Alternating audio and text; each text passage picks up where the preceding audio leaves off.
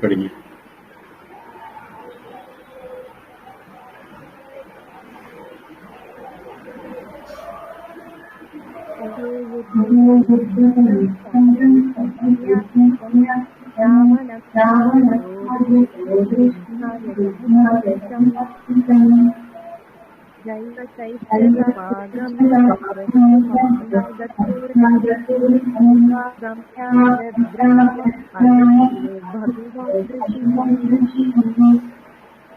ராம ராம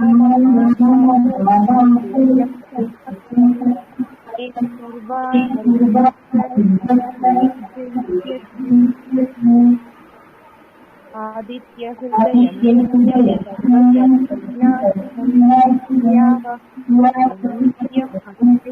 பரம் சிவம் சர்வமங்கள சிந்தாசோகசமனம் ஆயுர்வர்தனமுத்தமம் ரஷ்மிமந்தம் சமுஜ்ஜிதம் தேவாஸ்வரநமஸ்கிருத்யம் பங்கஜுவனீஸ்வரம் सर्वदेवात्मानश्रीभावनः एष देवास्त्रजना लोकान् पाति गभस्तिभिः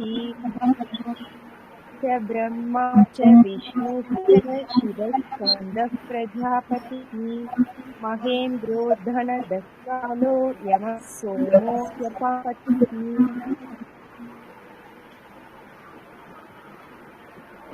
9 பிதரோ வசவசாத்யாஹ்யஸ்வினோ மருதோ மனுः வாயுர்வன்னிः பிரஜா பிராணः ரிதுகர்த்தா பிரபாகரः. 8வது ஸ்லோகத்துல மும்மூர்த்திகள் ஆக இருப்பவரும் இந்த பரபிரமமான சூரிய நாராயணன் தான் அப்படின்னு ஆரம்பிச்சு, அதுக்கு பிறகு அடுத்த கட்ட தேவதைகள், திக் தேவதைகள் அப்படின்னு சொல்லுவாங்க, அவர்களும் இவர்தான். அதுக்கு அடுத்த கட்ட தேவதைகள் எல்லாம் கூட இவர்தான் அப்படின்ட்டு சொல்லி வரக்கூடிய வரிசையில நாம இருக்கிறோம். பிரம்மா, விஷ்ணு, சிவன், ஸ்கந்தன், பிரஜாபதி, மகேந்திரன், குபேரன், காலமூர்த்தி, யமன், சோமன், வருணன், இவங்க எல்லாம் இவர்தான் அப்படிங்கிற வரைக்கும் பார்த்தோம். இந்த வகுப்புல நாம 9 பார்க்க போறோம். இதுல நான் சொல்ல போற விஷயங்கள்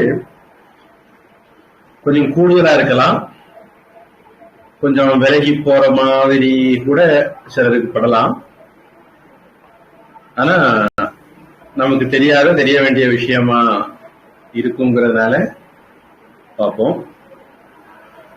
பிதரக, பித்ரு அப்படிங்கிற வார்த்தையிலிருந்து பிதரக அப்படின்னு வருது. அதனுடைய பன்மை பித்ரு அப்படிங்கறதான் பிதா அப்படின்னு மாறுது. மாத்ரு அப்படிங்கிறது மாதா அப்படின்னு மாறும். பித்ரு தேவோபவ, மாத்ரு தேவோபவ அப்படிங்கிறது வேதம். அது முதல் வேற்றுமை ஒருமையில மாதா பிதா அந்த மாதிரி வரும். பெண்பாலா இருந்தா மாதா, ஆண்பாலா இருந்தா பிதா. பேரண்ட் அப்படிங்கிற அர்த்தம் எடுத்துக்கணும், ஃபாதர் அப்படிங்கிற அர்த்தம் எடுக்கிறத விட.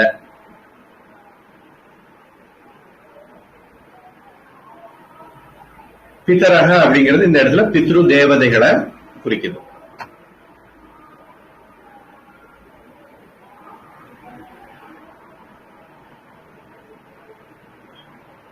அன்னபூர்ணா ஸ்தோத்திரம் நினைக்கிறேன்.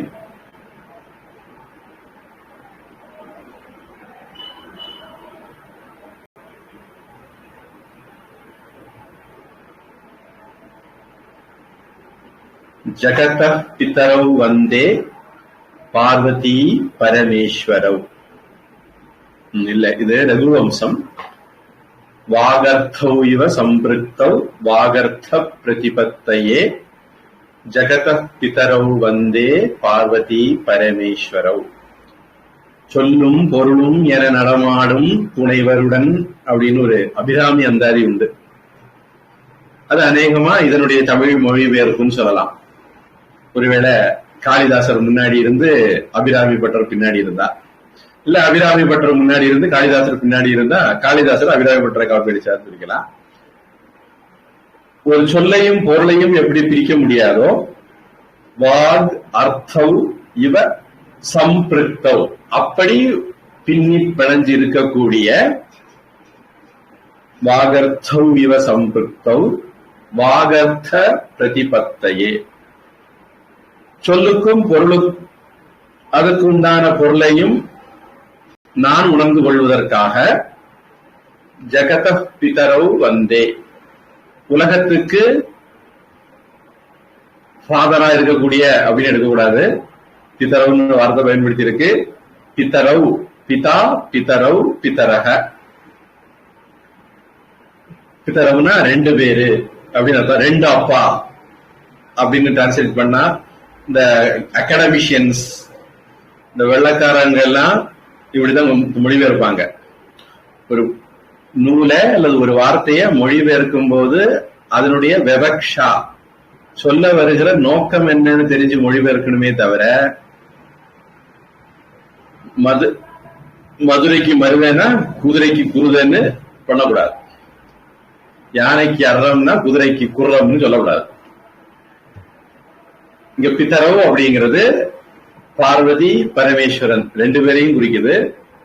அதனால பெற்றோர் அப்படின்னு அர்த்தம் எடுக்கிறது தான் உத்தமம். ஜகதः பிதரவு வந்தே, இந்த உலகத்துக்கு தாயும் தந்தையுமாக இருக்கக்கூடிய பெற்றோராக இருக்கக்கூடிய பார்வதி பரமேஸ்வரவ் பார்வதி பரமேஸ்வரர்களை நான் வணங்குகிறேன் அப்படின்னு சொல்லி ரகுவம்சத்தை அவரு ஆரம்பிக்கிறார் அப்படின்னு நினைக்கிறேன். இது ரகுவம்சத்தோட செய்யுள், அதுல சந்தேகம் இல்லை எனக்கு. ஆனா முதல் செய்யுளை இதுதானா அப்படிங்கிறது நான் என் கண்ணால பார்க்காததுனால சந்தேகத்துல சொல்றேன். அடுத்து அரியமா முதலான பித்ரு தேவதைகளாக இவர் தான் இருக்கிறார்.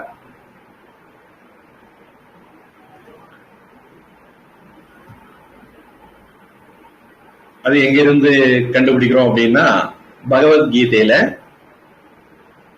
மனுஸ்மிருதி மாதிரி நூல்கள்ல சொல்லியிருக்கு. பகவத்கீதையில 10வது அத்தியாயம் 29வது ஸ்லோகமா இருக்கணும். என் கண்ணு முன்னாடி இருக்கிற நம்பர் தப்பு சொல்லுது, உறுதிப்படுத்திடுறேன். என் கண்ணு முன்னாடி 1:29 இருக்கு, வாய்ப்பில்லை. 10வது அத்தியாயத்துலதான் பகவான் அந்த பட்டியல் போடுறார்.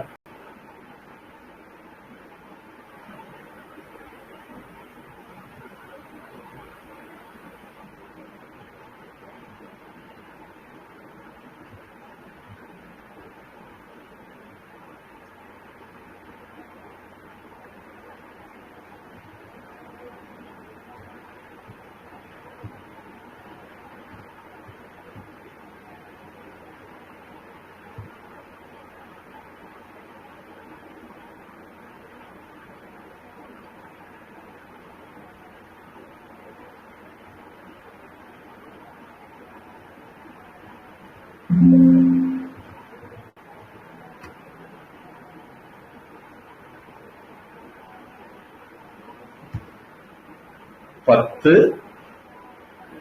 29. அப்புறம் மனுஸ்மிருதியில 3:81, 192 இந்த மாதிரி இடங்கள்ல வரப்போகுது. நாம கொஞ்சம் அதை பார்க்க போறோம். பித்ருக்கள் பல பேர் இருக்காங்க, அதுல நான் அரியமாவாக இருக்கிறேன் அப்படின்னு பகவான் சொல்றார். மனு 3வது அத்தியாயம் 65வது ஸ்லோகம் சொல்லுது, எவனொருவன்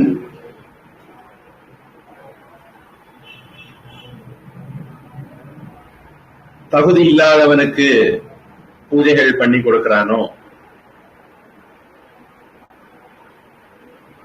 வேதங்கள் எல்லாம் படிக்காம இருக்கிறானோ, நாஸ்திகர்களுக்கு பூஜை காரியங்கள் எல்லாம் பண்ணி, நாஸ்திகருக்கோ நாஸ்திகர் குடும்பத்துக்கோ, நாஸ்திகன் மனைவி வந்தாலும் அப்படித்தான், புள்ள வந்தாலும் அப்படித்தான். தேர்தல் வந்ததுன்னா எல்லாம் பட்டை போட்டுக்கிட்டு செய்வாங்க. தேர்தல் முடிஞ்ச உடனே ராமன் அவன் எவன் அப்படின்னு கேட்க ஆரம்பிப்பாங்க. இந்த மாதிரி கூட்டங்கள் எல்லாம் கோவிலுக்குள்ளே எதக்கூடாது. மனு சொல்றாரு, அயாஜ்ய யாஜனைச்சைவ நாஸ்திகேன ச கர்மனா. இப்படிப்பட்ட ஆசாமிகளுக்கு நாம தொட போனா குலானி ஆஷு வினஷ்யந்தி, அவன் குலம் உடனே அழிஞ்சிடும். யானி ஹீனானி மந்திரத்தக, அவன் மட்டுமல்ல அவன் குலமே அழியும் அப்படின்ட்டு சொல்றார். அப்போ ஒருவன் வேதம் படிக்க வேண்டியது கட்டாயம். அந்த வைதிகராக இருக்கிறவர்களுக்கு பூஜா காரியங்கள் பண்ணி கொடுக்கிறது, மரியாதை கொடுக்கிறதும் சரியானது அப்படின்னு எல்லாம் இந்த ஒரு இதுல சொல்றார். அடுத்த ஸ்லோகத்துல 366 பொதுவா வேதத்துல உள்ளது நாம மந்திரங்கள்னு சொல்லுவோம், வேதம் அல்லாத நூல்கள் இருக்கிறத ஸ்லோகங்கள்னு சொல்லுவோம்.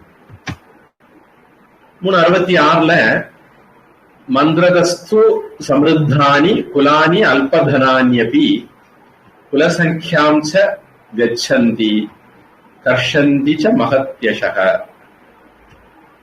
எந்த ஒரு குடும்பம் வேத அறிவில தழைத்து ஓங்குதோ,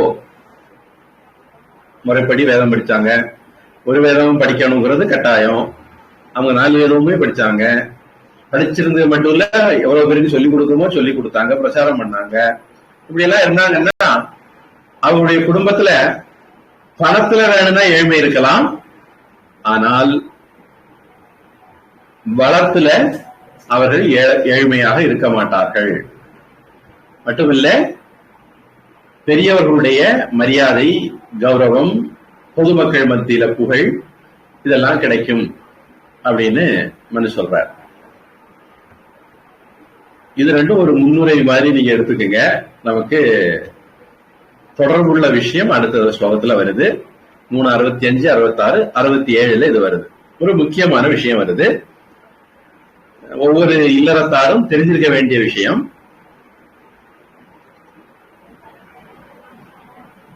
பஞ்ச மகா யஜ்ஞம் அப்படின்னு ஒண்ணு இருக்கு, ஐம்பெரும் வேள்விகள் அப்படின்னு சொல்லுவாங்க. அதை பற்றி சொல்லக்கூடிய பகுதி இது. மனுவே என்ன சொல்றாரு அவர் வார்த்தையிலே பார்ப்போம், அப்புறம் தேவைப்பட்டா நான் கூடுதல் ஏதாவது சொல்ல வேண்டியதை தனியா சொல்லிக்கிறேன். 367 மனு சொல்றார், வைவாகிகோ அக்னௌ குர்வீத கிருஹ்யம் கர்ம யதாவிதி பஞ்சயஜ்ஞ விதானஞ்ச பக்திஞ்சா அன்வாஹிகீம் கிருஹி. ஒரு கிரகஸ்தனானவன், கிரகி கிரகஸ்தனானவன் யாரு திருமணம் பண்ணியிருக்காங்களோ அவர்களை நம்ம கிரகஸ்தர்கள்னு சொல்றோம். பிரம்மச்சரியம் அப்படிங்கிறது ஒரு மனிதனுடைய வாழ்க்கையில முதல் கட்ட நிலை, படிக்கிற காலம். பிரம்மம் அப்படிங்கிறது இந்த இடத்துல வேதம் அப்படின்னு அர்த்தம். சரிக்கிறதுனா சஞ்சரிக்கிறது, வேதத்துல சஞ்சரிக்கிறதுனால, வேதத்தை படிக்கிறதுனால பிரம்மச்சாரி அப்படின்னு இந்த இடத்துல அர்த்தம். அடுத்தது வீட்டுல இருக்கிறதுனால, அது வரைக்கும் அவன் குருகுலத்துல இருப்பான். பூஜ்ய சுவாமிஜி சுவாரஸ்யமா சொல்லுவாங்க, இப்ப எல்லாம் டீனேஜ் கிரைசிஸ்.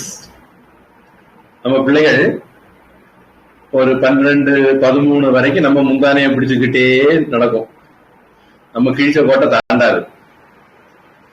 13 வயசு வந்துட்டுதுன்னா கொஞ்சம் கொஞ்சமா பிள்ளைகள் போக்கு மாற ஆரம்பிக்கும்.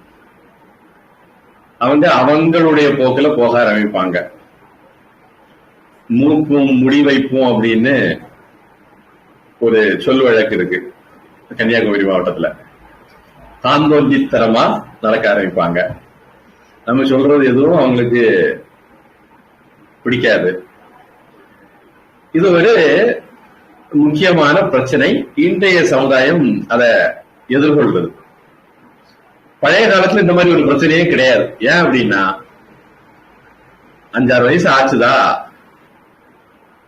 உபநயனம் பண்ணுங்க, போடு பூணுல வைங்க குடுமிய, பத்தி விட்டுருங்க குருகுலத்துக்கு, விரட்டி விட்டுருங்க, கொண்டு சேர்த்துருங்க குருகுலத்துக்கு. அப்போ ஒரு 6 வயசுல இருந்து அவன் குருவோட வளர ஆரம்பிச்சிருவான். இப்படிதான் நம்முடைய முன்னோர்கள் இருந்தாங்க. யாம்பிள்ள யாம்பிள்ள யாம்பிள்ளன்னு கூடவே வச்சுக்கிட்டு அவங்க நடக்கல. எப்படி கோழி தன்னுடைய குஞ்சுகள் அவைகளாக இறை தேடக்கூடிய சொந்த காலில் நிக்கிற திறமை வந்தவன கொத்தி விரட்டிடுமோ. பொதுவா இன்னைக்கும் மேற்கத்தியர்கள் நாம படிக்க வேண்டிய ஒரு விஷயம் சொல்லலாம். அவர்களுக்கு குழந்தைகள் மேல பற்றுதல் கிடையாது, அன்பு உண்டு, குழப்பாங்க. 12-13 வயசு ஆனவுடனே குழந்தைகள் சுதந்திரமா வாழ பிரியப்படுவாங்க, வாழ விட்டுருவாங்க. அதுல வேற கோலம் இருக்கு. நம்ம நாட்டுல 25 வயசு 30 வயசு பொண்ணு கட்டிட்டு வந்த பிறகும் பிள்ளைய நான் சொல்லதான் கேட்கணும் அப்படிங்கிற போக்கு அநியாயமான போக்கு. அதனால குழந்தைகள் 6 வயசு ஆன உடனே அவனை குருகுலத்துல சேர்த்துருவாங்க. பிள்ளை பிள்ளைன்னு பொத்தி வளர்க்காம, பிள்ளையாம் படிக்கவும் வேண்டாம், பிறம்படி படவும் வேண்டாம், செல்லையாம் சுவடி தூக்கி சங்கடப்படவும் வேண்டாம், வீட்டிலேயே இருந்தா போதும் அப்படிங்கிற போக்கு சரி கிடையாது. துள்ளி திரியும் பருவத்திலே என் துடுக்கடைக்கு பள்ளிக்கு அனுப்பா பாவி அப்படின்னு பாரதியார் பாடினாருன்னு நினைக்கிறேன்.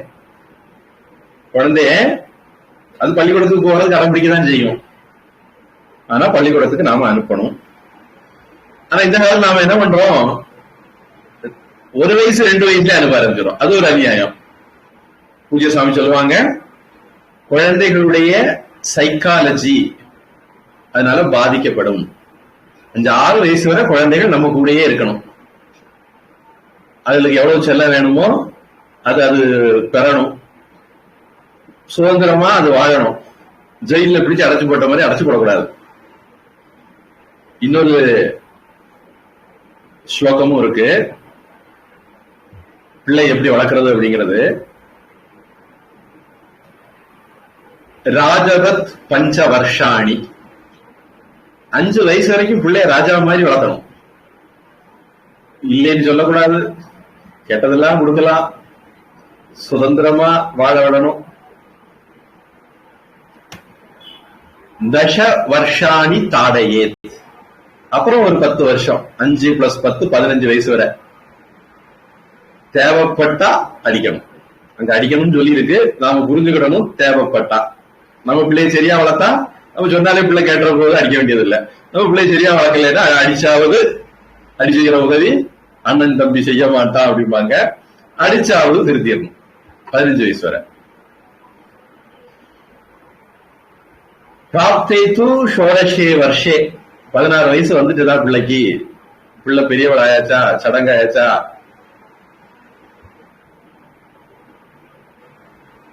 பருவம் எய்தின பிறகு புத்திரம் மித்ரவத் ஆச்சரே. இதுல புத்திரம்னா பையன் மட்டும் எடுக்க வேண்டியது இல்லை, பெண் குழந்தையும் சேர்த்தே எடுத்துக்கலாம். குழந்தைய அப்படின்னு எடுத்துக்கணும். மித்ரவத் ஃப்ரெண்டு மாதிரி அவனை நடத்தணும். அறிவுரை சொல்லணும். இப்படி பண்ணா இப்படி வரும்பா, இப்படி பண்ணா இப்படி வரும், நீ உனக்கு எது நல்லதோ அதை எடுத்துக்கோ. கிருஷ்ணன் பகவத்கீதையில அர்ஜுனன் சொல்லுற மாதிரி மணிக்கூர் கணக்கில் பேசிக்கிட்டு 18 அத்தியாயம் சொல்லிக்கிட்டு, சொல்ல வேண்டியெல்லாம் சொல்லிட்டப்பா, யதா இச்சசி ததா குரு, உனக்கு எப்படி இருக்கும் அப்படி பண்ண அப்படின்னு சொன்னது மாதிரி பிள்ளைகள்கிட்ட 16 வயசுக்கு மேல அப்படின்னா அடிக்க வாங்க போயிடக்கூடாது, பிள்ளைகள் திருப்பி அடிச்சிடும். அதனால அறிவுரை வழிகாட்டுதல் மட்டும் கொடுக்கணும். அப்புறம் அவங்க தலையெழுத்து போல தாலிப்பழம் போல அவங்க குழைச்சுக்கிட்டு விட்டுறணும். அதனால 5 வயசு வரைக்கும் நம்ம வளர்த்துறோம். 6 வயசுல சுமார்ல உபநயனம் பூணூல் கல்யாணம் பண்றோம், அப்புறம் குருகுலத்துல கொண்டு சேர்த்துக்கிறோம். குருகுலத்துல குரு கிட்ட வளர போறான். அங்க வந்து இந்த அம்மை கிட்ட கொஞ்சம் மாதிரி அப்பா கிட்ட கொஞ்சம் மாதிரி எல்லாம் பண்ண முடியாது. பொதுவா ஆம்பளை பசங்களா இருந்தா அம்மா செல்லமா இருப்பாங்க, பொம்பளை பிள்ளைகளா இருந்தா அப்பா செல்லமா இருப்பாங்க. இந்த செல்லம் ஒண்ணும் எடுபடாது. குரு கிட்ட போய் வாழ்வாங்க. குரு என்ன சட்டத்திட்டம் போடுறாரோ அதுபடி வாழ போறாங்க. அவங்களுடைய டீனேஜ்ல அவங்க குரு கிட்ட இருப்பாங்க. 12-13 வயசுல எல்லாம் கொண்டு ஹாஸ்டல்ல விடுறேன், ஆசிரமத்துல விடுறேன், குருகுலத்துல விடுறேன், வேலைக்கு ஆகாது. அதுக்கு பிறகு திருத்த முடியாது. 5 விளையாது, 50 விளையாது, 15 விளையாது. அதனால 5 வயசு முடிச்ச உடனே கொண்டு விடணும். விட்டீங்கன்னா அவங்க அந்த சிச்சுவேஷனுக்கு தன்னை அடாப்ட் பண்ணிக்குவாங்க. அப்புறம் அதுலயே அவங்க நல்லபடியா வளர்ந்து வந்துருவாங்க. ஒரு 15, 20, 25 வரைக்கும் கூட, அது பிள்ளைகள் படிக்கிறத பொறுத்து, குறைஞ்சபட்சம் 24 வயசு வரை படிப்பாங்க அப்படின்னு ஒரு கணக்கு இருக்கு. ஒரு வேதம் படிக்கிறதா இருந்தா, 2 வேதம் படிக்கிறதா இருந்தா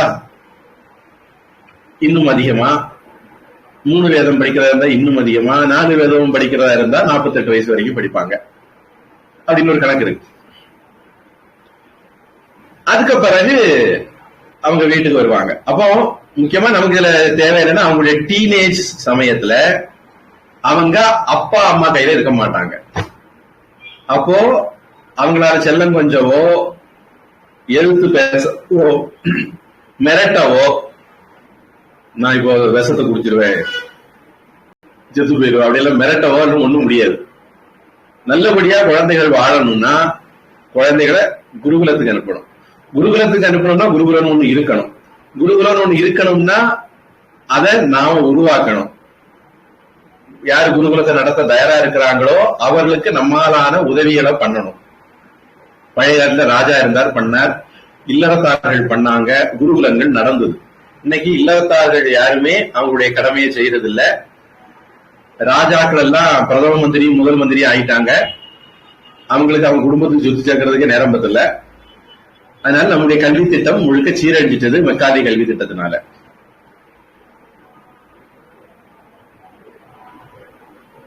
அப்போ குருகுலத்துல படிக்கிறவர் பிரம்மச்சாரி, பள்ளிக்கூடத்துக்கு போய் படிக்கிறவர் பிரம்மச்சாரின்னு சொல்ல முடியுமாங்கிறது எனக்கு சந்தேகம். ஒரு பிரம்மச்சாரி அப்படின்னா அவர் என்னெல்லாம் செய்யலாம், என்னென்ன செய்யக்கூடாதுன்னு ஒரு லிஸ்ட் இருக்கு. அதுல அவர் மேக்கப் பண்ணக்கூடாது, தன்னை மினுக்க கூடாது, அலங்காரம் பண்ணக்கூடாது, வாசனை திரவியங்கள் பயன்படுத்தக்கூடாது, அரசியல்ல ஈடுபடக்கூடாது. இன்னைக்கு ஜேஎன்யூ புண்ணாக்கு எல்லாம் சொல்லிக்கிட்டு எந்த ஒரு கல்வி நிறுவனமா இருந்தாலும் அவர்கள் அரசியல் பண்றதுக்குன்னே இருக்காங்க. மாணவர்கள் படிக்கிற வேலையை விட்டுக்கிட்டு அரசியல் வேலையை பார்த்துட்டு இருக்காங்க. அதை இந்த விவரம் கேட்ட அரசாங்கம் வேடிக்கை பார்த்துக்கிட்டும் இருக்கு. இதுக்கு நம்முடைய வரி பணத்தை செலவழிப்பானே, அவன் காசுல கை காசு போட்டு படிக்கட்டும், எதுக்கு பொதுமக்கள் வரி பணத்துல அவர்களுக்கு கல்வி கொடுக்கணும். அதனால இன்னைக்குள்ள இதை பிள்ளைகள்லாம் படிக்கிறதுனால பிரம்மச்சாரின்னு சொல்லலாமான்னா என்ன பொறுத்த வரைக்கும் சரி வராது. பிரம்மச்சரியத்துக்கு நிறைய ரூல்ஸ் எல்லாம் இருக்கு. அப்படி பிரம்மச்சாரியா இருக்கிற ஒருத்தர் படிச்சு முடிச்ச பிறகு குருவினுடைய அனுமதியோட திருமணத்துக்கு போவார். விரும்பினா திருமணத்துக்கு போலாம், இல்லைன்னா போக வேண்டிய கட்டாயம் இல்ல. அவர் நேரா சன்னியாசத்துக்கே போலாம். எதகரேவ விரஜேத் அகரேவ பிரவ்ரஜேத். பிரம்மச்சாரி பூத்வா கிரஹி பவேத், கிரஹி பூத்வா வனி பவேத், வனி பூத்வா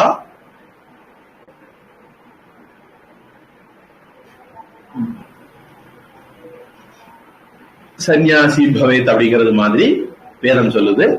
இப்படி படிப்படியாக ஒருத்தர் போலாம். பிரம்மச்சரியத்தில இருந்து கிரகஸ்தத்துக்கு போய், கிரகஸ்தத்துல இருந்து வானப்பிரஸ்தம் போய், வானப்பிரஸ்தத்துல இருந்து சன்னியாசம் போகலாம். அல்லது அவருக்கு வைராகியம் இருந்ததுன்னா எந்த நேரத்துல வைராகியம் வருதோ அப்ப இருந்தே கூட போயிடலாம் அப்படின்னு சொல்லுது. அப்ப முறைப்படி வாழ்க்கைனா என்ன, உலகம்னா என்ன, மற்றவர்களோட நாம எப்படி பழகணும், இந்த மாதிரி விஷயங்கள் எல்லாம் தெரிஞ்சு ஒருத்தர் இல்லறத்துக்குள்ள நுழைஞ்சார் அப்படின்னா அது சிறப்பா இருக்கும். அவரால் சிறந்த இல்லற வாழ்க்கையை நடத்த முடியும். அப்படி இல்லறத்துக்குள்ள நுழைகிறவர் அவரை பத்தியாக்கும் இந்த மனுஸ்மிருதி பேச போகுது. வைவாகிக, அதாவது திருமணமானவர், அக்னவ் குருவீத கிரஹ்யம் கர்ம யதாவிதி, இல்லற தர்மங்கள்ல ஹோமத்துல நெருப்புல சொல்லப்பட்ட முறையில பண்ணட்டும். பொதுவா ஒரு இல்லறத்தான் அக்னி ஹோத்திரம் பண்ணணும். பிரம்மச்சாரி பண்ணக்கூடியது சமிதாதானம் அப்படின்னு சொல்லுவாங்க. அந்த ஒண்ணு மட்டும் அவர் பண்ணுவார். ஒரு இல்லறத்தான் அக்னிஹோத்திரம் பண்ணணும். அக்னிஹோத்திரம் அவருடைய முதல் படி. அத ஒழுங்கா பண்றவங்களுக்கு அடுத்தது பண்ற தகுதிகள் வரும். அப்படியே அவங்க வாஜபேயம் ராஜசூயம் எல்லாம் கூட பண்ற தகுதி வரும். அக்னிஹோத்திரமே பண்ணாதவங்களுக்கு வேற எந்த ஹோமங்களும் பூஜைகளும் பண்றதுக்கான தகுதி கிடையாது. பஞ்ச யஜ்ஞ விதானஞ்ச, 5 விதமான யஜ்ஞங்களையும் சாஸ்திரத்துல விதிக்கப்பட்டபடி அவங்க பண்ணணும். ஆன்வாகிகீம் கிரகி, தினசரி உணவை தயாரிக்கிறது கூட இந்த மாதிரி கடமைகள் பண்ணின ஒருத்தர் தான் தினசரி உணவுகளை தயாரிச்சு சாப்பிடலாம் அப்படிங்கிறது மாதிரி மனு சொல்றார். அடுத்த ஸ்லோகத்துல 368 பஞ்சசூனா கிரகஸ்தஸ்ய சுள்ளி பேஷணி உபஸ்கரஹ கண்டனி ச ஔதகும்பஸ்ச பத்யதே யாஸ்து வாகயன். பஞ்சசூனாக, 5 பாவங்கள் அல்லது 5 கசாப்பு கடைகள். நான் அப்துல் கசாப் அதெல்லாம் சொல்லல. இந்த ஆடுபாடு வெட்டுற கடைகள், மாடெல்லாம் வெட்டக்கூடாது, வெட்டுற பழக்கம் நம்ம நாட்டில் கிடையாது. சுதந்திர இந்தியாவில் அதெல்லாம் வந்திருக்கு. 5 இடங்கள் ஒரு இல்லறத்தான் வீட்டில் இருக்கும். சுள்ளி, அதாவது அடுப்பு. பேஷணி, அது அம்மி குழவியா இருக்கலாம், அல்லது ஆட்டுரலா இருக்கலாம், அல்லது திருவைன்னு சொல்லுவாங்க, அதான் இருக்கலாம். இதெல்லாம் பழைய காலத்து டெக்னாலஜி. இன்னைக்கு நம்ம கிரைண்டர் அப்படிங்கிற பேர்ல வச்சிருக்கிறோம், மிக்சிங்கிற பேர்ல வச்சிருக்கிறோம். அது அடுத்த உபஸ்கரக,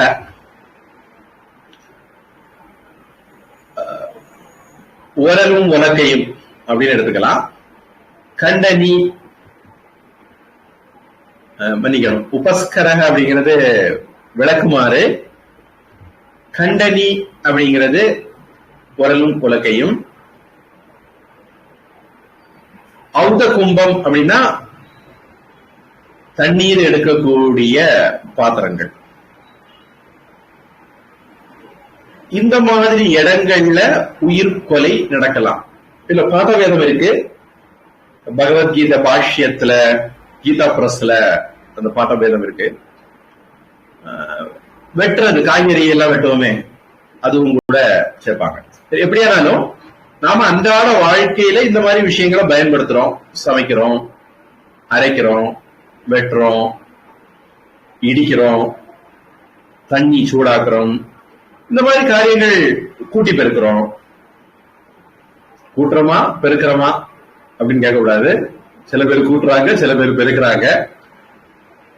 இதெல்லாம் பண்ணும்போது நம்மள அறியாம சில உயிர்களுக்கு தீங்கு விளையலாம். கத்திரிக்காய் வெட்டுறோம், நல்ல இயற்கை உரத்துல விளைஞ்ச, கெமிக்கல் போடாம விளைஞ்ச கத்திரிக்காய் வெண்டைக்காவா இருந்தா அதுக்குள்ள புழு இருக்கும். சில பேர் அப்படி சொல்றாங்க, புழு இருந்ததுன்னா அது இயற்கையா விளைஞ்சது, கெமிக்கல் இருந்ததுன்னா அது உயிர்களே வாழாது அப்படின்னு. அது ஆராய்ச்சிக்குரிய விஷயம். ஆனா நாம வெட்டும்போது அது இருக்கிற புழு இறந்துடலாம். சமையல் பண்ணும்போது நாம சுத்தபத்தமா அடுப்ப வச்சிருந்தா பரவாயில்ல. சுத்தபத்தமா வைக்கலன்னா கேஸ் ஸ்டவ்வுக்கு கீழே வலையான், செலந்தி அது இருக்கும். நாம பத்த வைக்கும் போது அது இறந்து போயிடலாம். இல்ல பழைய காலத்துல எல்லாம் விறகு எடுக்கும், விறகுக்குள்ள நிறைய பூச்சி பூட்டுகள் இருக்கும், அதுல இறந்து போயிடலாம். தண்ணீரை கொதிக்க வைக்கும் போது அதில் உள்ள பாக்டீரியா, கெட்ட பாக்டீரியாக்கள் இறந்து போயிடும். இடிக்கும் போது அதே மாதிரி உயிர்கள் இறக்கிறதுக்கான வாய்ப்பு இருக்கு, அரைக்கும் போது இறக்கிறதுக்கான வாய்ப்பு இருக்கு. இந்த மாதிரி நம்மளை அறியாம நாம விரும்பாம அர்ஜுனன் கீதையில சொன்னது மாதிரி அனிச்சன்னபி வாஷ்ணேய பலாதிப நியோஜிதங்கிறது மாதிரி விரும்பாம நாம சில பாவங்களுக்கு ஆளாகலாம். செய்யலாம்னு கூட சொல்ல முடியாது, ஆளாகலாம். இந்த 5 விதமாக இப்படி ஆளாகலாம் அப்படின்ட்டு மனு சொல்றாரு. ஆனா இதெல்லாம் நம்ம பண்ணாமலும் இருக்க முடியாது. அப்ப என்ன பண்றது? மனு சொல்றார், தாசாம் கிரமேண சர்வாசாம் நிஷ்கிருத்தியர்த்தம் மகர்ஷிபிகி பஞ்சக்லிப்தா மகாயஜ்ஞாகா பிரத்யகம் கிரகமேதினாம். இதுல இருந்து அவர்களை விடுவிக்கிறதுக்காக வேண்டி மகர்ஷிகள் அவர்களுக்கு 5 விதமான வழிமுறைகளை, பூஜைகளை, யஜ்ஞங்களை சொல்லியிருக்காங்க.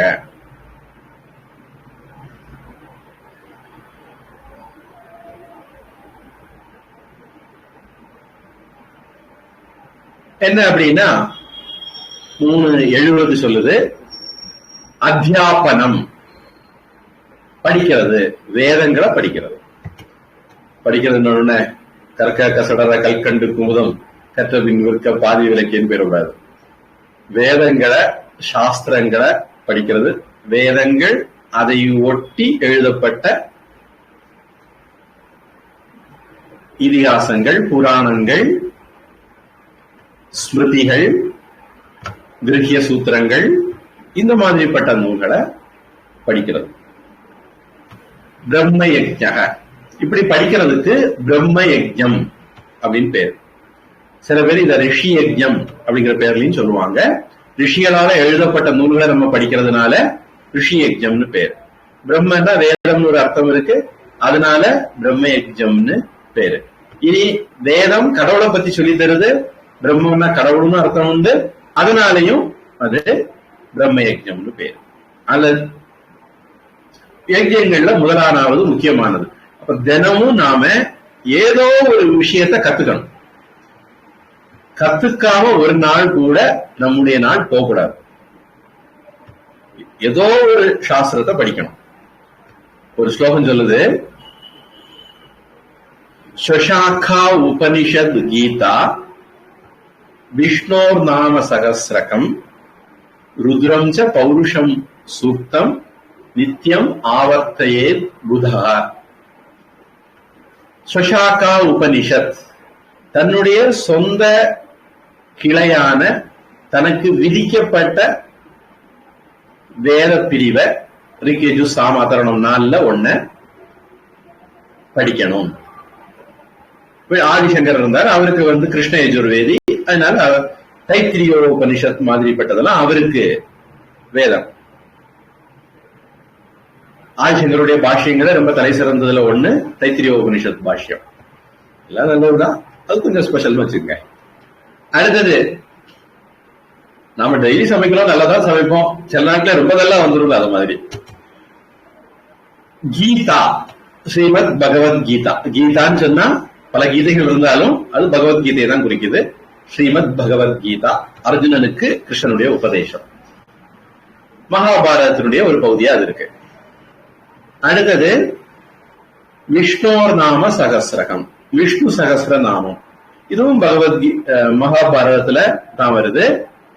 போர் முடிந்த பிறகு பீஷ்மர் கிட்ட கிருஷ்ணன் சொல்ற, தம்பியா பிள்ளையில மச்சினனுக்கு மச்சா இருந்தா மலையேறி பழைக்கலாம், அதனாலதான் சொன்னாங்க போல இருக்கு.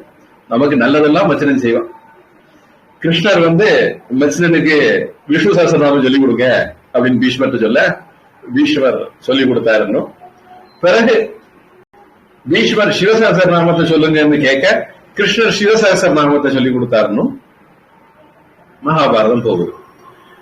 விஷ்ணு நாம சகசிரகம் அப்படிங்கிறது விஷ்ணு சகசிரநாமம். அடுத்தது ருத்ரம். 3 வேதங்கள்ல நடுநாயகமா இருக்கிறது யஜுர்வேதம். யஜுர்வேதத்துல நடுநாயகமா இருக்கிறது தலவாக்கர பிராமணம் அப்படின்னு நினைக்கிறேன். அதுல நடுநாயகமா இருக்கிறது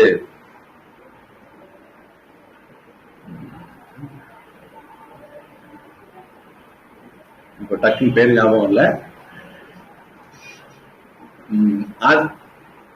அந்த இதுக்குள்ள நடுநாயகமா இருக்கிறது ருத்ரம். ருத்ரத்துல நடுநாயகமா இருக்கிறது நமசிவாயா அப்படிங்கிற மந்திரம்.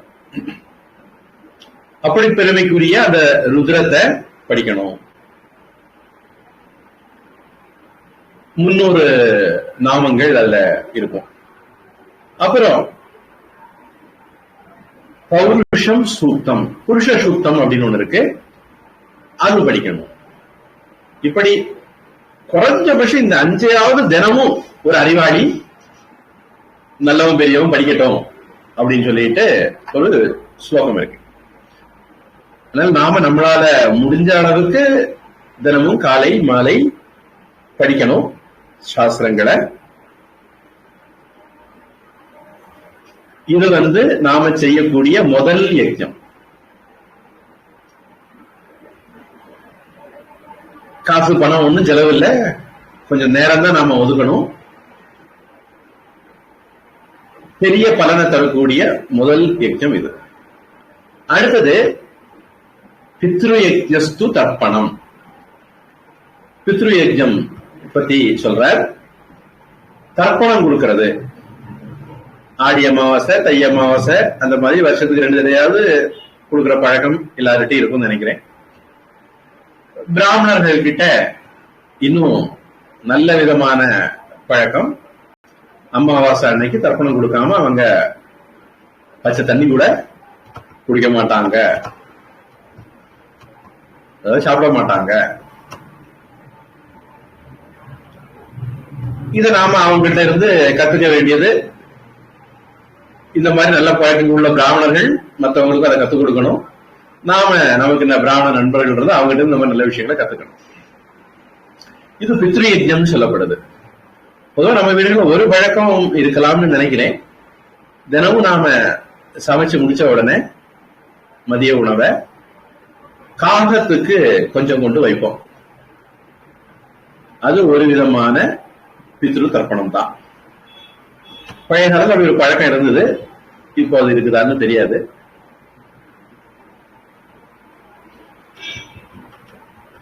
காகம் பித்ருக்களை மனசுல வச்சுட்டு அதுக்கு நம்ம உணவு வைக்கிறோம்.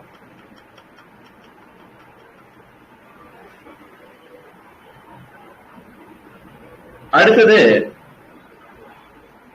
ஹோமக தெய்வக. தெய்வ யஜ்ஞம் அப்படிங்கிறது ஹோமம், அக்னிஹோத்திரம் மாதிரியான ஹோமங்கள். ஒரு அக்னி குண்டம் வச்சு அதுல மந்திரங்கள் சொல்லி நாம செய்யக்கூடிய கிரியைகள், அதுக்கு ஹோமம்னு பேர். இது தெய்வத்தை வழிபடுற முறை. இன்னைக்கு நாம அந்த மாதிரி வழிபடுறது இல்லை. கொஞ்சம் அது சோம்பேறிகளுக்கு ஏற்றது மாதிரி மாறி போச்சு.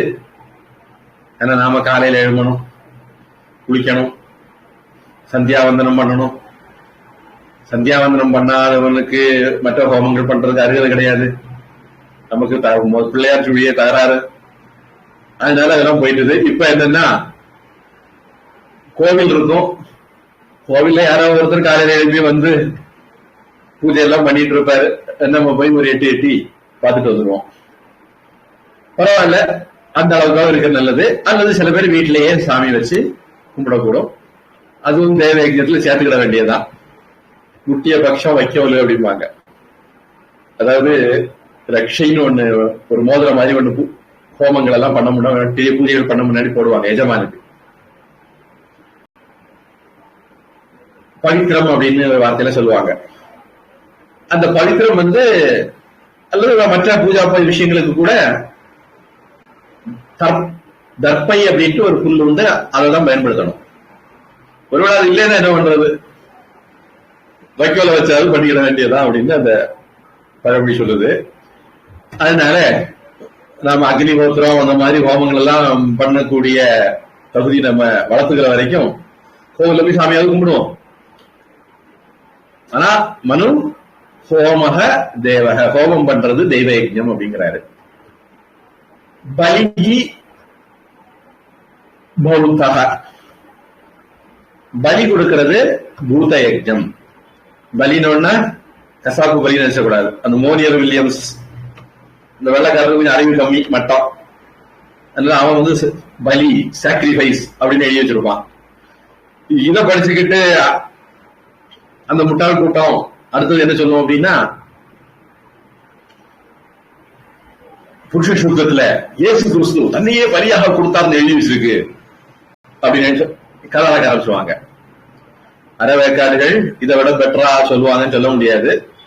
அதனால நம்ம சகிச்சுக்கிட வேண்டியதுதான் அப்படிப்பட்ட கூட்டத்தை. அப்போ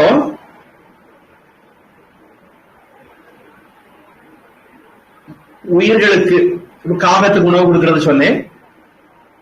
அந்த மாதிரிப்பட்டது பலி. அன்னம் வைக்கிறது, உணவு வைக்கிறது அப்படின்னு அர்த்தம் இருக்கு. உயிரை எடுக்கிறதுன்னு அர்த்தம் கிடையாது. அடுத்தது நிருயஜ்ஞக அதிதி பூஜனம்.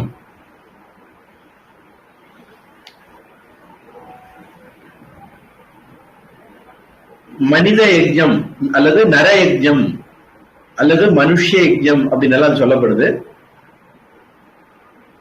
அப்படி பல பேரா ஆக்கக்கூடிய நர யஜ்ஞம் மனுஷ யஜ்ஞம் அப்படிங்கிறது அதிதி பூஜனம். அதிதிக்கு வழிபாடு பண்றது. வழிபாடு பண்றது சாப்பாடு கொடுக்கறது.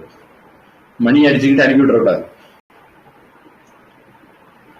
திதி அப்படின்னா நாள், பிரதமை, துதியை, திருத்தியை, அந்த மாதிரி சந்திரனுடைய போக்க வச்சு நாம திதி அப்படின்னு ஒண்ணு கணக்கு போடுறோம். அதிதி அப்படின்னா, ஹலோ குப்புசாமியா, இத்தனை தேதி இத்தனை மணிக்கு நாங்க இத்தனை பேர் வரோம், நல்ல பாயசம், பழம், பப்படம், வடை எல்லாம் போட்டு வச்சிரு அப்படின்னு சொல்லிட்டு போறதில்லை. இது ஒண்ணு.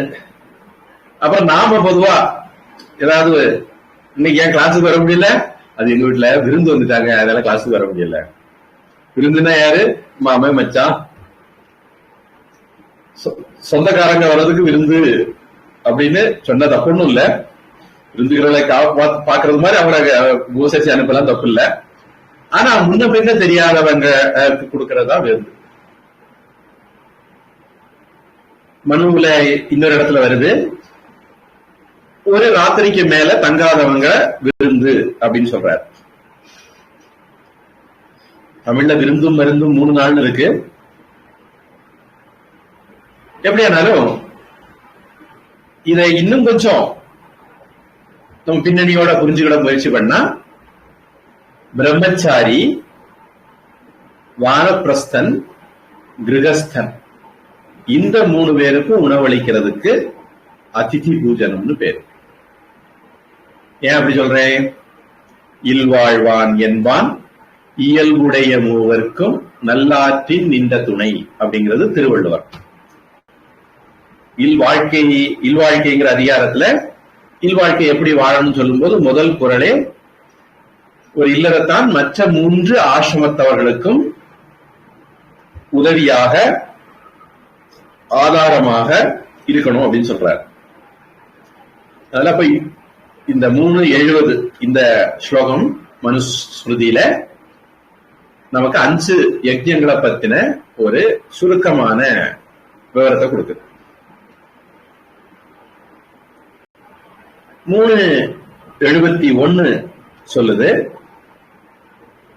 பஞ்சைதான் யோ மகாயஜ்ஞாத் ந ஹாபயதி சக்திதஹ சக்ருஹேபி வசன் நித்யம் சூனாதோஷைர்ன நிப்திப்யதே. எவன் ஒருவன் இந்த பஞ்ச யஜ்ஞங்களையும் தினமும், இது நித்திய கர்மான்னு ஒண்ணு உண்டு, கர்மங்கள் பலவிதம், அதுல நித்திய கர்மம்னு ஒண்ணு இருக்கு.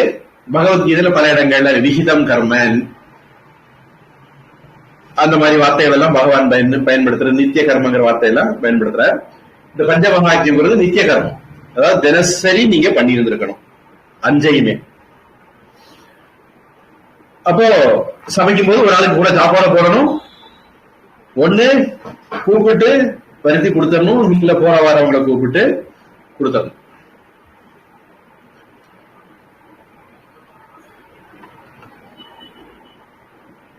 பழைய காலத்துல இப்படி ஒரு பழக்கம் இருந்தது. அப்போ ஒரு கொடாக்கண்டனும் விடாக்கண்டனும் அப்படி 2 பேர் இருந்தாங்க. இப்ப கொடாக்கண்டன் எப்படின்னா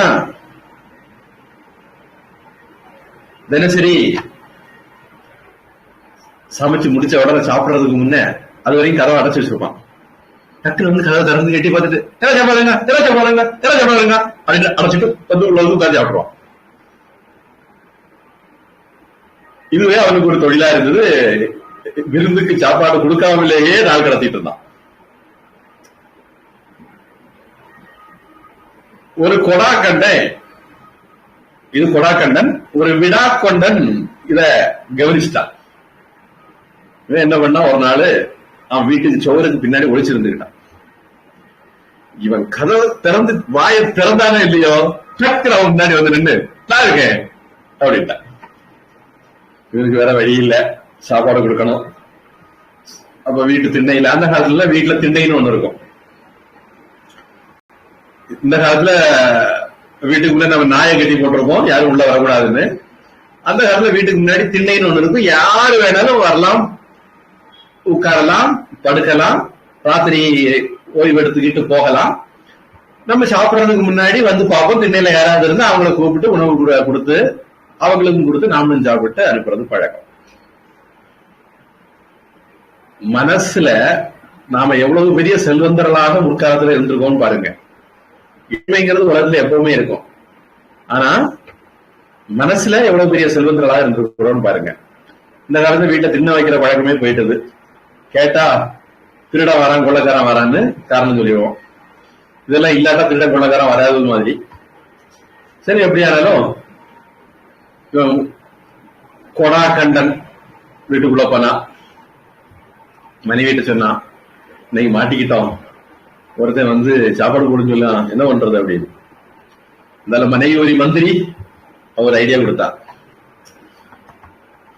மனைவிதான் இதை சொல்ல முடியும், கணவன் சொன்ன பிரச்சனை ஆயிடும். நீங்க என்ன அடிக்கிறது மாதிரி அடிங்க, நான் அல்ற மாதிரி அழுறேன். எந்த வீட்டுல கணவன் மனைவிக்குள்ள பிரச்சனை இருக்கோ அந்த வீட்டுல விருந்து சாப்பிடக்கூடாது அப்படின்னு சாஸ்திரம் இருக்கு. அதனால வந்தாலும் போயிடுவாரு, அப்புறம் நாம ஜாலியா தனியா சாப்பிட்டுக்கலாம் அப்படின்னு சொல்லுவாங்க. சீதை அசோகவனத்துல இருக்கும்போது அவளுக்கு வருத்தம் எல்லாம் என்ன அப்படின்னா, ஐயோ யாராவது விருந்துக்காரங்க வந்தா ராமன் எப்படி சாப்பாடு கொடுப்பான் அப்படின்னு. ஏன்னா விருந்து வந்து கணவன் மனைவி 2 பேரும் சேர்ந்து கொடுக்கணும், மனைவி தான் பரிமாறணும், கணவன் பரிமாற முடியாது. கணவனுக்கு அதுக்கு அதிகாரம் கிடையாது, உரிமை கிடையாது. சங்க இலக்கியத்துல கூட இப்படி ஒரு இது இருக்கு. ஒருவேளை மனைவி கோவிச்சுட்டா, சண்டை போட்டான்னா அவளை சமாதானப்படுத்துறதுக்காக வேண்டி தலைவன் என்ன பண்ணுவானா, போய் தெருவுல போய் யாரையாவது ஒரு விருந்தை கூட்டிட்டு வந்துருவானா. அப்ப விருந்து வந்துட்டுதே, இனி நம்ம வந்து கணவர்கிட்ட சண்டை போட வேண்டாம், விருந்து சாப்பாடு கொடுக்க முடியாது, அதனால கணவனோட பச்சம் போட்டுருவோம், காய் வந்து பழம் வாங்கிடுவோம் அப்படின்னு சொல்லிட்டு மனைவி பழம் போட்டுருவாளாம். அப்புறம் அப்படியே சண்டை நமக்கு போயிடுவான். இப்படின்னு ஒரு சுவாரஸ்யமான இது தமிழ் இலக்கியத்திலையும் இருக்கு. அப்போ கணவன் மனைவியும் கொடாக்கண்டன் மனைவியோட பேசி வச்சுக்கிட்டு விடாக்கொண்டனை கூப்பிட வரணும். என்ன பண்ணா,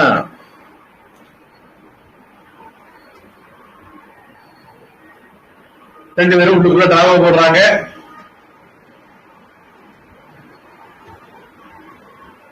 கொஞ்ச நேரம் டிராமா போட்டுக்கிட்டு வந்து கதவை மெதுவா திறந்து பார்த்தா ஆளை காணோம், விடாக்கண்டனை காணல. அப்படா அப்படின்னு கணவன் வந்து சந்தோஷத்துல மனைவிட்ட போயிட்டான் அப்படின்னு சொன்ன உடனே மனைவி சொன்னா, எல்லாம் ஏன் தரவதான், நான் தானே உங்களுக்கு ஐடியா கொடுத்தேன், நான் எப்படி அழுத மாதிரி அழுதம் பாத்தீங்களா அப்படின்னு.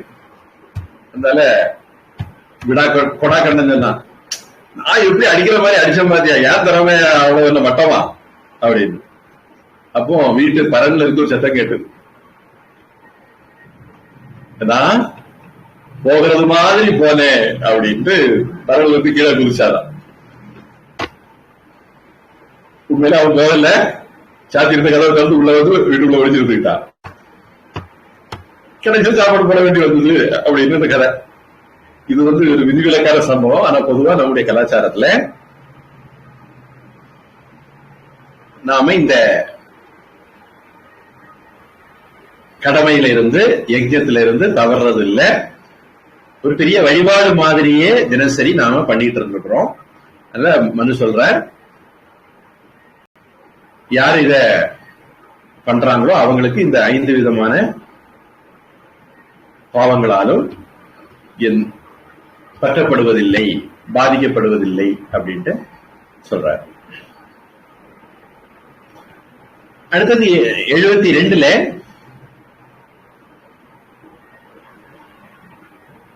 தேவதா அதிதி விருத்தியானாம் பித்ருணாம் ஆத்மனச்சய ந நிர்வபதி பஞ்சானாம் உச்வசன் ந ச ஜீவதி.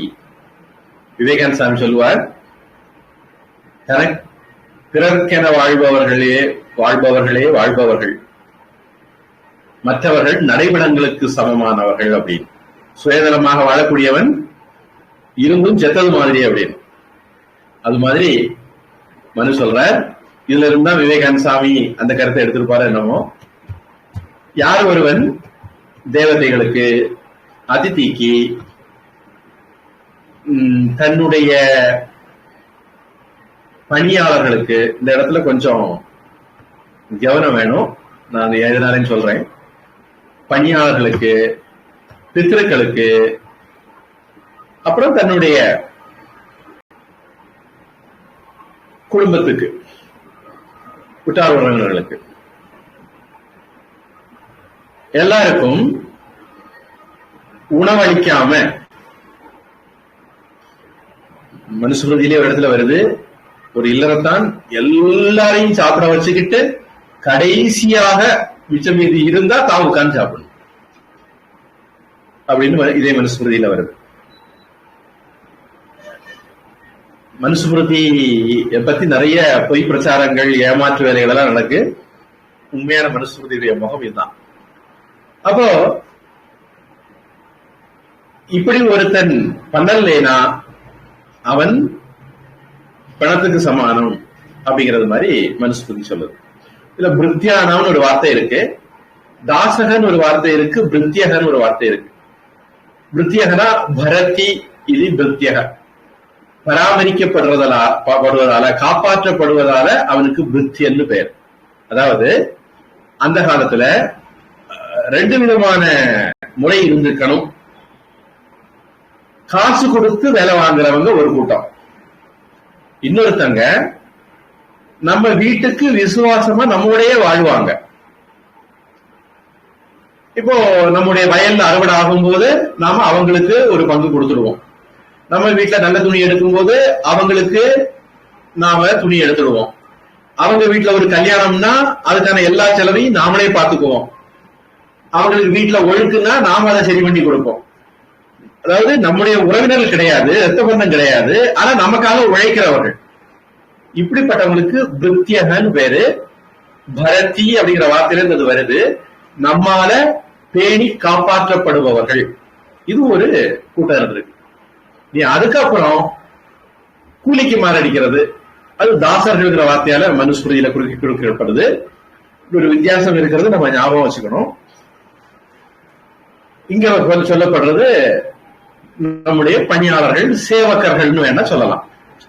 இந்த சேவர்களுக்கும் உணவளித்து விட்டுத்தான், இது மனுஸ்மிருதி வேற இடத்துல ரொம்ப தெளிவா சொல்லுது, அவர்களும் நம்முடைய வேலைக்காரங்க கூட சாப்பிட்ட பிறகுதான் நாம சாப்பிடணும், ஒரு இல்லறத்தான் சாப்பிடணும் அப்படிங்கிறது மனு எழுதி வச்ச சட்டம். அடுத்தது 373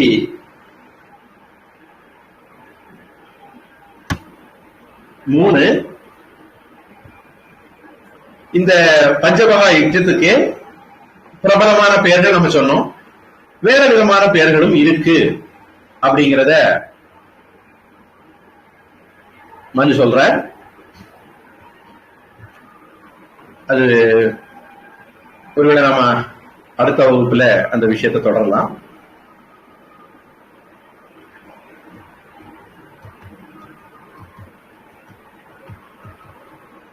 வேற ஏதோ ஒரு விஷயம் அந்த வகுப்பினுடைய தொடக்கத்திலேயே ஞாபகம் வந்து மறந்து போச்சு, ஞாபகம் வந்து அந்த விஷயத்தை அடுத்த வகுப்புல பார்க்கலாம். ஏதாவது கேள்வி இருந்தா கேட்கலாம்.